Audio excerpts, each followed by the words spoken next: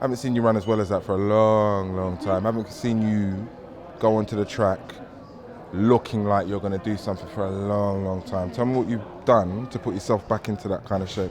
I've worked hard, man. Really and truly, this is the hardest I've ever worked in my life.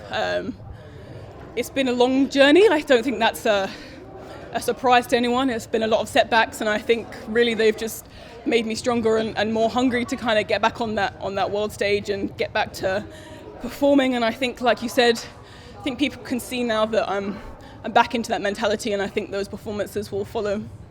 What's the difference between how you feel physically now and maybe a year ago?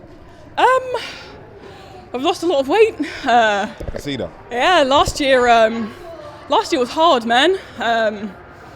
Mentally for me, I just had a bit of a waver, I guess. It just been years and years of constant setbacks, and I think that had just started to take its toll, and I kind of lost my love for track, and it kind of took a bit of a backseat. I needed to live life a little bit and kind of find myself. So I think last year, I think it was pretty clear to everyone that track hadn't been a forefront thing for me. So I worked really, really hard this year to get myself back into that kind of mentality. And I think if I hadn't have had that break last year, I wouldn't be here now. That would have been it. So I'm glad that happened and gave me a bit of perspective on life and things. And now I'm back with a mentality that I've never really had before. So when you say a mentality you've never really had before, obviously the break helped you, but what helped to bring that mentality together? What was that moment that you said, you know what, I'm all right now, I've turned the page?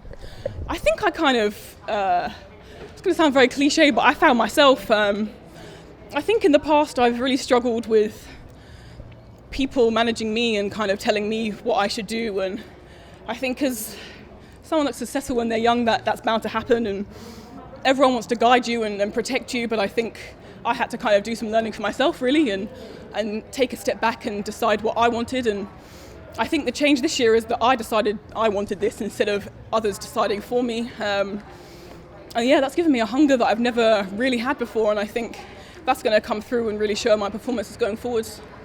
I love the look you got on your face at the moment. It's a real determined look. Because I remember you from, where was it, 2011 Bercy, Mike?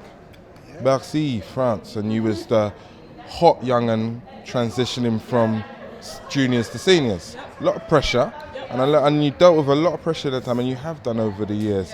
So to see you as you are now is very, very comforting for me, because I'm a fan of the sport. Fan of you as well, and I think you could do great things. What are some of those great things? Talk to me about your targets moving forward. I want to be the best, man. I think I've proven that I can be the best in the past, and I think that that experience is going to come through now that I've got a lot stronger base on me. So I'm hoping now that I'm kind of showing myself in this season, and I think this is just the beginning for me in this season. And obviously this year is Europeans, but for me it's just it's a stepping stone year. I want to go to Europeans and then build on that and make finals at Worlds and then try and medal at the Olympics. It's still my goal, and I believe that's gonna happen, and I think we're gonna see that coming forwards. Speak into existence. Congratulations today. Well done. Thank you so much. Thank you. Appreciate it.